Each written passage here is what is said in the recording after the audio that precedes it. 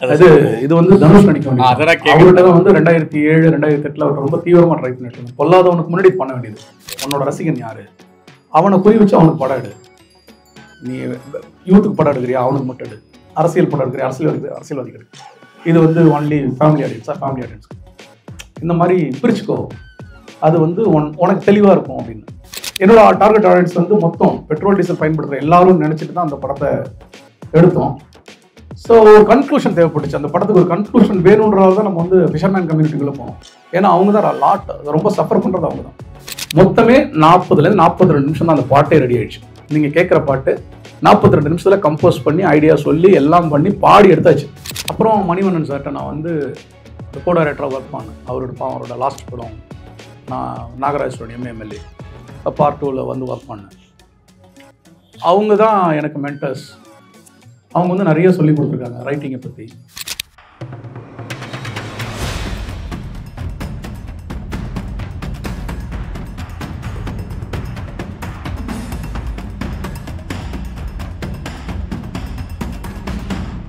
கலை மனிதனாக பிறந்த ஒவ்வொருவனும் அள்ளி அள்ளி பருக வேண்டிய அமிர்தமடாது. சார் டீசல் படம் பார்த்தேன் சார். முருகதாஸ் சார் படம் மாதிரி ரொம்ப வெயிட்டாக ஒரு சோஷியல் மெசேஜோடு இருக்குது சார். ஃபஸ்ட்டு படத்துலேயே உலக அரசியல் எல்லாம் பேசியிருக்கீங்க. ஒரு க்ரூட் ஆயிலில் எவ்வளோ பெரிய இதெல்லாம் இருக்குன்னு இவ்வளோ ஒரு போல்டான ஒரு சப்ஜெக்ட்டுக்கு எடுக்கிறதுக்கு உங்களோட மென்டார் யார் சார்? இந்த படத்துக்கு நீங்கள் என்னென்ன ரிசர்ச்லாம் பண்ணீங்க சார்? இவ்வளோ வெயிட்டான ஒரு கான்செப்ட் இப்போ கொண்டாடுறாங்க சார். இன்ஸ்டாகிராமில் மீம்ஸில் எல்லாத்துலேயுமே யார் இந்த டேரக்டர்னு சொல்லிட்டு டீசல் வந்து இந்த படத்தை போய் மிஸ் பண்ணிட்டீங்களே. ஒரு என்டர்டெயின்மெண்ட்டாக கொண்டாடுறோம். இந்த என்டர்டெயின்மெண்ட்டோட சேர்த்து ஒரு நல்ல மெசேஜும் இருக்குது. ஆனால் சரியான தேட்டர்ஸ் கிடைக்கிறதுனால ஒரு ஆவரேஜாக இருக்குது. ஏன்னா இப்போ பயங்கரமாக கொண்டாடுறாங்க சார். அந்த 2 படத்தை மறந்துட்டாங்க, இந்த படத்தை கொண்டாடிட்டு இருக்காங்க. இந்த படத்தோட ரிசர்ச் உங்களோட மென்டர்ஸ் அவங்க பற்றி கூட சொல்ல முடியுமா சார்? எனக்கு வந்து மென்டர்னு வந்தால் பார்த்தா சங்கர் பச்சான் சார் தான். சங்கர் பச்சான் சார் வந்து இந்த மக்கள் சார்ந்த கதை எடுக்குன்னு சொல்லுவார். அப்புறம் மணிவண்ணன் சார்கிட்ட நான் வந்து கோ டைரக்டராக ஒர்க் பண்ணேன். அவரோட லாஸ்ட் படம் நான் நாகராஜோட எம்எல்ஏ பார்ட் 2ல் வந்து ஒர்க் பண்ணேன். அவங்க தான் எனக்கு மென்டர்ஸ். அவங்க வந்து நிறைய சொல்லி கொடுத்துருக்காங்க ரைட்டிங்கை பற்றி. ஸ்க்ரீன் பிளேன்றது என்னது ரொம்ப சும்மா ஒரு வரியில் சொன்னாங்க. துவக்கம் பிரச்சனை முடிவு இவ்வளோ தான்ப்பா ஸ்க்ரீன் பிளே, இது ஒன்று நீ பெரிய கம்போசூத்திரம் கிடையாது அப்படின்னு. அப்புறம் ஹீரோவை எந்த இடத்துல அறிமுகப்படுத்தணும், ஹீரோயினை எந்த இடத்துல அறிமுகப்படுத்தணும், ஒரு படத்துக்கு ஹீரோயினே இல்லாமல் பண்ணால் என்ன, ஒரு படத்துக்கு வந்து காமெடினே இல்லாமல் பண்ணால் என்ன பண்ணும், அரசியல் படம்னா அது என்ன. இப்போ அந்த சொல்கிறோம்ல உங்களோட டார்கெட் ஆடியன்ஸ், இந்த வார்த்தையை சொன்னது மணிவண்ணன் சார். உன் படத்தை வந்து நீ எல்லாரும் பார்க்கணும்னு நினச்சின்னா அப்படி ஒன்று கிடையாது. அது ஃபேமிலி ட்ராமாவில் நடக்கும். சம்டைம்ஸ் அது கூட மிஸ் ஆகிடும். இப்போ டூரிஸ்ட் ஃபேமிலியோட வெற்றியை தான் ஆல்மோஸ்ட் ஒரு 75 crores பண்ணியிருக்குன்னு சொல்கிறாங்கன்னா குடும்பமாக போய் பார்த்தாங்க. ஸோ குடும்பங்கள் அதிகமாக பார்க்குற படங்களோட வசூல் ஜாஸ்தியாக இருக்கும். ஏன்னா 4 டிக்கெட்ஸ் குடும்பம்னா 4 டிக்கெட் குறைஞ்சது. ஸோ ஃபேமிலி சார்ந்த படங்கள் பண்ணுங்கன்னு சொன்னது, அந்த டார்கெட் ஆடியன்ஸ்ன்னு சொன்னது மணிவண்ணன் சார். உன்னோட ரசிகன் யார், அவனை குறி வச்சு அவனுக்கு படம் எடு. நீ யூத்துக்கு படம் எடுக்கிறியா, அவனுக்கு மட்டும் எடு. அரசியல் படம் எடுக்கிறியா, அரசியல்வாதிகள் எடு. இது வந்து ஒன்லி ஃபேமிலி ஆடியன்ஸ். இந்த மாதிரி பிரிச்சுக்கோ, அது வந்து உனக்கு தெளிவாக இருக்கும் அப்படின்னு. இப்போ அடங்காது வந்து பியூர் பொலிட்டிக்கல் படம். அதை வந்து யூத் பார்க்காதீங்கன்னே நான் சொல்கிறேன். யாரும் இளைஞர்கள் என் படத்துக்கு வரணும் அவசியம் இல்லை. உனக்கு அரசியல் வேணும் வந்து பாரு. ஸோ உங்கள் டார்கெட்டட் ஆடியன்ஸ் யார் அப்படின்றத புரிஞ்சுக்கின்றது ரொம்ப முக்கியமான வார்த்தை. அது உங்களோட இலக்கு யாருன்னு தெரியாமல் நீங்கள் பஜாரில் போய் நின்று பார்த்தீங்கன்னா அந்த உதவி கேட்டு நிறைய பேர் வருவாங்க. அவங்க எல்லாத்தையும் கேட்க மாட்டாங்க. அவங்க முகத்திலே ஒரு அளவீடு வச்சுருப்பாங்க, இவன்கிட்ட கேட்டால் காசு கிடைக்கும் அப்படின்னு. எல்லாத்தையும் போய் கேட்க மாட்டாங்க. ஸோ அந்த மாதிரி உங்கள் டார்கெட்டட் ஆடியன்ஸ் யாருன்னு தெரிஞ்சுக்கணும்னு சொன்னார். சங்கர் பச்சன் சார் என்ன சொன்னார்னா, மண் சார்ந்து உறவுகள் சார்ந்து நிறைய படங்கள் எடு. உறவுகள் சார்ந்து அது எப்பயுமே விற்கிறது. ரிலேட் பண்ணிப்பாங்க ஈஸியாக. ஆடியன்ஸ் வந்து ரிலேட் பண்ணிப்பான். பார்க்குறவன் அந்த எல்லாருமே பார்க்குறவன் புரிஞ்சுப்பான். ஒய்ஃபை பற்றி, அப்பாவை பற்றி, அண்ணனை பற்றி, சித்தப்பாவை பற்றி, இந்த உறவுகள் சார்ந்து எடு அப்படின்னு சொல்லி. ஸோ இவங்க 2 பேரும் தான் கைட் பண்ணுறாங்க. நம்ம அதில் எடுத்தது தான் டீசல்ன்ற படம். எனக்கு என்னோட டார்கெட் ஆடியன்ஸ் வந்து மொத்தம் பெட்ரோல் டீசல் பயன்படுத்துகிற எல்லாரும் நினச்சிட்டு தான் அந்த படத்தை எடுத்தோம். ஸோ ஒரு கன்க்ளூஷன் தேவைப்பட்டுச்சு. அந்த படத்துக்கு ஒரு கன்க்ளூஷன் வேணுன்றதால தான் நம்ம வந்து ஃபிஷர்மேன் கம்யூனிட்டிக்குள்ளே போனோம். ஏன்னா அவங்க தான் லாட் ரொம்ப சஃபர் பண்ணுறது அவங்க தான். ஸோ அதனால் அவங்கள வச்சு கன்க்ளூஷன் பண்ணலான்னு அங்கே போனோம். அது மேபி இன்னும் லார்ஜர் ஆடியன்ஸ்க்கு போய் சேராததுக்கு அது கூட ஒரு காரணமாக இருக்கும் நான் இப்போ நினைக்கிறேன், இப்போ ஃபீல் பண்ணுறேன். டீசல் போனவொன்னே பார்த்தீங்கன்னா இவ்வளோ பெரிய சப்ஜெக்ட்டு நான் என் மனசில் எப்படி தான் ஒரு தீனா மாதிரி ஒரு சப்ஜெக்ட். எனக்கு தீனா தான் ஞாபகம் வந்துச்சு. ஒரு அஜித் மாதிரி ஒரு ரோல் வந்து இப்போ இந்த ஏஜுக்கு அவர் பண்ணுறாரு அப்படின்ற மாதிரி நான் ஃபீல் பண்ணேன். அதுக்கப்புறம் நீங்கள் லாஸ்ட் அந்த சென்டிமெண்ட் எடுத்துகிட்டு வந்தது ரொம்ப நல்லா இருந்துச்சு. மேபி அது கொஞ்சம் ஃபஸ்ட்டிலேருந்தே அந்த சென்டிமெண்ட் ஸ்டார்ட் ஆகிருந்தா கொஞ்சம் இன்னும் நல்லா பயங்கரம் ஒர்க் அவுட் ஆகிருக்குமோ அப்படின்னு நான் கொஞ்சம் ரொம்ப ஃபீல் பண்ணேன். எனக்கு ஆஸ் என்னோட பாயிண்ட் ஆஃப் வியூவில் வந்து அந்த சென்டிமெண்ட் நீங்கள் கொஞ்சம் ஃபஸ்ட்டே ஸ்டார்ட் பண்ணிட்டு இருந்தீங்கன்னா லாஸ்ட்டில் நல்லா டிகர் ஆயிடுச்சு. அது அதே மாதிரி நம்ம மக்கள் சார்ந்த பிரச்சனை நீங்கள் பேசுறது வந்து நிஜமாலே எல்லாருமே பார்க்குறாங்கண்ணா. எனக்கு தெரிஞ்சு இப்போ நான் ஐடியில் ஒர்க் பண்ணுறேன், எல்லாருமே டீசலை பற்றிய ரிவ்யூ வந்து ஆஸ் நீங்கள் கிரியேட்டராக நீங்கள் ஜெயிச்சிட்டீங்க. இது உண்மை. நான் வந்து ஏதோ போகிற போக்கெல்லாம் பேசலை. சென்னை மாதிரி மாநகரங்களில் கொஞ்சம் யோசிக்கக்கூடிய ஒரு படம் தான் அது. நல்லா இருந்துச்சுண்ணா. நீங்கள் அடுத்த படம் உங்களதெல்லாம் நாங்கள் வெயிட் பண்ணுறோம் ஆக்சுவலாக. ஓ தேங்க்ஸ். அது பாலிடிக்ஸ் நான் ஃப்ரம் த காலேஜ் டைம் நான் இப்போ தான் சொன்னேன். நான் வந்து எனக்கு ஆனந்தவேலுன்னு ஒரு நண்பர் இருந்தார் கல்லூரி டைமில்.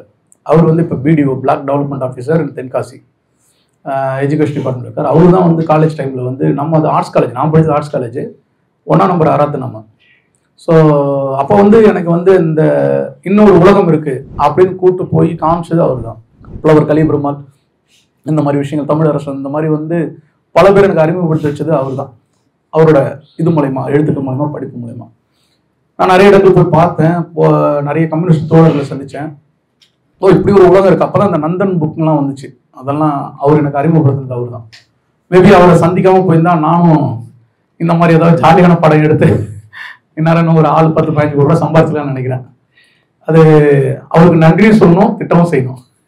இந்த மாதிரி நம்ம ஆக்கினதுக்கு இது வந்து தனுஷ் நடிக்க வேண்டியது. அவர்கிட்ட தான் வந்து 2007-2008 அவர் ரொம்ப தீவிரமா ட்ரை பண்ணிட்டு இருந்தேன். பொல்லாதவனுக்கு முன்னாடி பண்ண வேண்டியது. அது நடக்கல, ஏதோ ஒரு சூழலாம் நடக்கல.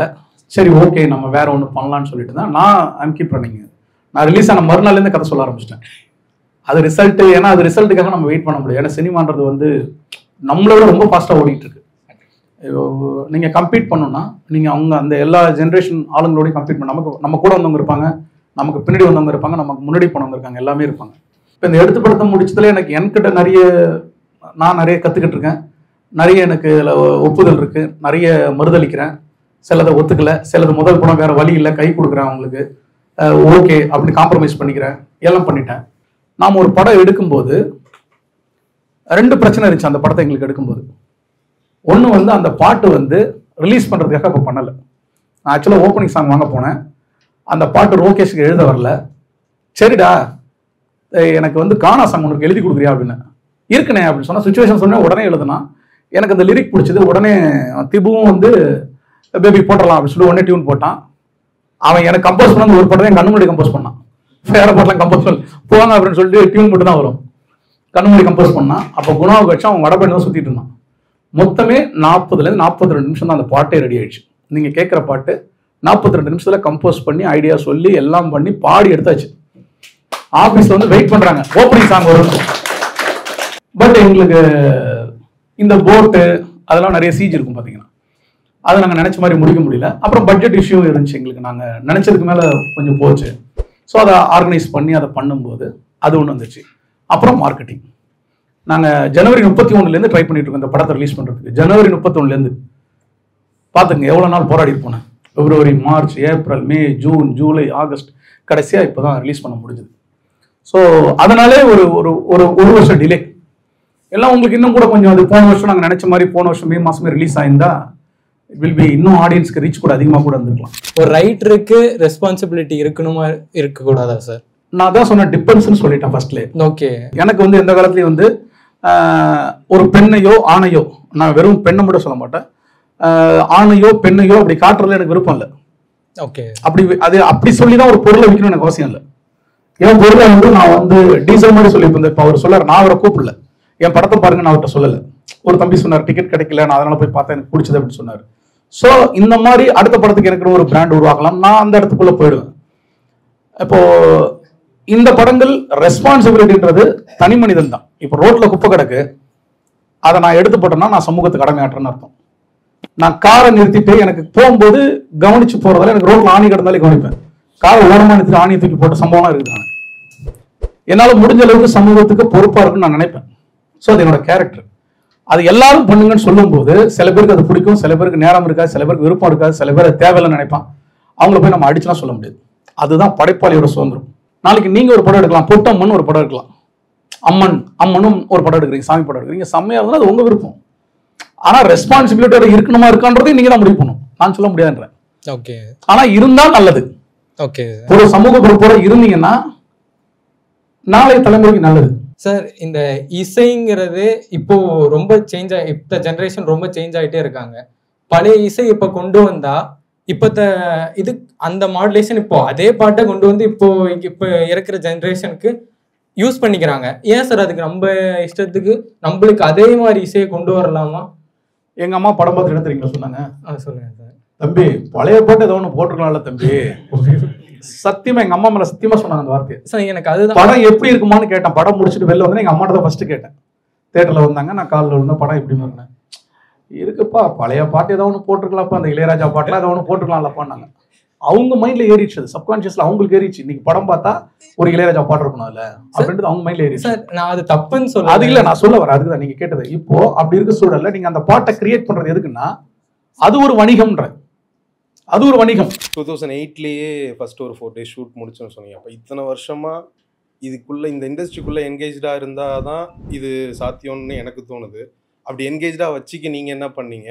இப்போ ஏன்னா எங்களுக்கும் ட்ரெண்டு ஃபர்ஸ்ட்ல ஒரு விஷயம் சொன்னீங்க. ஒருவேளை எங்களுக்கும் ட்ரெண்டு மிஸ் ஆகி நாங்களும் என்கேஜா இல்லாமல் போகிறதுக்கு சான்ஸ் இருக்கு. இன்னும் டெக்னாலஜி அட்வான்ஸ் ஆகி ஏஐலாம் வரதால எங்களை அப்படியே டவுன் பண்ணுறது கூட வாய்ப்பு இருக்கு எங்களை. ஸோ நாங்களும் என்கேஜாக எங்களை இண்டஸ்ட்ரிக்குள்ளே வச்சுக்கணும்னா என்ன பண்ணலாம்? நீங்கள் என்ன பண்ணீங்க? ஒரு ஆல்மோஸ்ட் 17 years நினைக்கிறேன் உள்ளே இண்டஸ்ட்ரிக்குள்ளே தான் என்கேஜ். 23 years ஆயிடுச்சு. 23. ஸோ இத்தனை வருஷத்தில் உங்களை என்கேஜாக எப்படி வச்சுக்கிட்டீங்க? இல்லை வேற ஏதாவது ஒர்க் பண்ணிக்கிட்டு தான் இதில் இன்வால்வ் ஆயிருந்தீங்களா? இப்போ வந்து உட்காந்துருக்கீங்களா இந்த மாதிரி நானும் எல்லா இடத்துக்கு போவேன், அவ்வளோதான். சினிமா சார்ந்து எங்கே எது நடந்தாலும் நான் போயிருக்கேன். நான் ஃபிலிம் ஃபெஸ்டிவலுக்கு போகாத நாளே கிடையாது. ஃபிலிம் ஃபெஸ்டிவல் எந்த இயர் நடத்தினாலும் Chennai film festival, international film festival போயிடுவேன். கோவா போயிருக்கேன், பாம்பே போயிருக்கேன். அப்புறம் டெய்லிக்கும் புக்கு படிக்கிற நண்பர்களை பார்ப்பேன். நான் படிப்பேன், என்னால் முடிஞ்ச அளவுக்கு படிப்பேன். புத்தகம் நிறைய படிக்கிற நண்பர்களை சந்திப்பேன். எந்த படமாக இருந்தாலும் பார்த்துட்ருவேன். எந்த படமாக இருந்தாலும் வெள்ளிக்கிழமை ரிலீஸ் ஆனதுன்னா யாராவது ஒரு நண்பரை பிடிச்சி அவங்க பெரிய வருமானம் இருக்காது, பிடிச்சி அந்த படத்தை பார்த்து இந்த படம் ஏன் இப்படி வந்திருக்கு, ஏன் இப்படி வந்திருக்குன்னு பேச பேச உங்களுக்குன்னு ஒரு டிமாண்ட் இண்டஸ்ட்ரி நீங்கள் கிரியேட் பண்ணிக்கணும். இப்போ நீங்கள் நடிக்க தான் போறீங்கன்னா அந்த பையன் நல்லா நடிப்பான்டா அப்படின்னு சொல்கிற அந்த வார்த்தை வந்து உங்களுக்கு தெரிஞ்ச ஒரு 500 பேர்ட்டையாவது இருக்கணும். அந்த பையன் ஒரு செம்ம கதை இருக்குடா அப்படின்னு ஒரு 500 பேர்ட்டையாவது உங்களை பற்றி ஒரு தாக்கம் இருந்ததுன்னா அதுதான் உங்களை மூவ் ஃபார்வர்டு கொண்டு போகும், முன்னாடி கொண்டு போகும். ஸோ அதுக்கு ஒரு நண்பர்கள் குழாம்னு சொல்ல, நண்பர்கள் அந்த வட்டாரம், அந்த ஃப்ரெண்ட்ஷிப் சர்க்கிள் வச்சுக்கோங்க, அது ரொம்ப முக்கியம். மூணாவது வந்து கதை கேட்குறாங்க டைரக்டர்னா, நீங்கள் கதை கேட்குறாங்கன்னு தெரிஞ்சால் உங்கள் கதை விற்கும் விற்காது, நடக்கும் நடக்காதெல்லாம் யோசிக்காதீங்க, போய் சொல்லிடுங்க. சொல்ல தான் உங்களுக்கு வந்து அப்டேட் ஆவீங்க. அவர் சொல்லுறது ரொம்ப பழசாக இருக்கேப்பா அப்படின்னு. அப்போ நீங்கள் நண்பர்கிட்ட வந்து என்ன பழசாக இருக்குன்றார் அவர், இதுதான் நான் 2 வருஷத்துக்கு நாம 2 வருஷம் முன்னாடி சொன்னது பழசாக இருக்கும், அப்டேட் பண்ணிக்கலாம். ஸோ நீங்கள் முயற்சி பண்ணிக்கிட்டே இருக்கும்போது தான் ஓடாத வண்டி துரு பிடிச்சிடும். ஒரு டிப்ரிசியேஷன் இருக்கும் ஓடுற வண்டி, ஆனால் ரொம்ப லைஃப் வரும். ஓடாத வண்டி துரு பிடிச்சி சீக்கிரம் வந்துடும், அதனால் ஓடுங்க. ஆக்சுவலி இப்போ சினிமாக்குள்ளே வந்துட்டீங்க. இதுக்கு முன்னாடி சினிமாக்குள்ளே வரதுக்கு முன்னாடி உங்கள் ஃபேமிலி மெம்பர்ஸ், ஃப்ரெண்ட்ஸ் எவ்வளோ சப்போர்ட் பண்ணாங்க? சில இடத்துல கொஞ்சம் இது பண்ணியிருப்பாங்க, அதை பற்றி கொஞ்சம். என்னை வந்து சினிமாவுக்கு கூப்பிட்டு வந்தது வந்து அப்துல்லான்னு ஒரு என் நண்பன், என்னை காலேஜ் மேட். அவன் தான் வந்து என்னை டிஎஃப்ல சேர்க்கறதுக்கு அவ்வளோ ட்ரை பண்ணாங்க. நான் பிகாம் முடிச்சுட்டு என்னை வந்து அந்த காலேஜில் சேர்க்கறதுக்கு அவ்வளோ ட்ரை பண்ணான். மினிஸ்டர்ஸ் அது ஆஃபீஸ்லாம் போய் ட்ரை பண்ணான். அப்புறம் இங்கே வந்துட்டு ஒரு ஃபஸ்ட்டு ஒரு 3 years வந்து என் நண்பன் நெல்சன் ராஜ்குமார், அவர் தான் எனக்கு சாப்பாடு போட்டார், தங்க வச்சுக்கிட்டாரு. நான் வந்து மற்ற வருஷம் ராஜா மாதிரி இருப்பேன். காலைல லஞ்சா சத்தியமாக தான் படம் பார்ப்பேன், சரவண படம் தான் சாப்பிடுவேன், இப்படின்னு எனக்குன்னு ஒரு பாலிசிலாம் வச்சுருந்தேன். இதை பண்ணுறதுக்கு நான் சம்பாதிக்கல, பசங்க இருக்கணும்ல. அப்போ எனக்கு உதவிகள் பண்ணாங்க, நிறைய நண்பர்கள் இருந்தாங்க. இவங்க 2 பேரும் டாப்பு, நிறைய பேர் இருந்தாங்க. இப்போ வரைக்குமே நிறைய உதவிகள் பண்ணிட்டு தான் இருக்காங்க நண்பர்கள். ஏன்னா இட்ஸ் அ லாங் ஜேர்னி இல்லை. அப்புறம் நம்ம பெருசாக சம்பாதிக்கல அப்படின்னும் போது அதை உதவி பண்ணுறாங்க, நண்பர்கள் இருந்தாங்க. அவங்க தான் நம்மளை வந்து உயிர் போட வச்சுக்கிறது. அவங்க ஒரு நாள் கூட வந்து ஆமாடே என்னடா நீ எப்படா டேரக்டர் போகிற அப்படின்னு சலிச்சுக்க மாட்டானுங்க. கேட்கும்போது சரி அவன் ஏதோ நோக்கி ஓடுறான், அந்த நம்மளோட கனவோட பெயினை வந்து அவன் புரிஞ்சுக்கிறவனா இருக்கணும். கிண்டல் பண்ணுறவனை நம்பி நீங்கள் பயணம் பண்ண முடியாது. அந்த வழியை உங்கள் கண் வழியாக உங்களோட ஃபீலிங்ஸாகவே அவன் புரிஞ்சுக்கிறான்னா அவனை நம்பி நீங்கள் அவன் உங்களுக்கு சாவரோட உதவி பண்ணும். ஸோ அப்படி நண்பர்கள் இருந்தால் நீங்கள் அந்த ஜேர்னி பண்ணலாம் என்ன மாதிரி, இல்லைன்னா கஷ்டம்.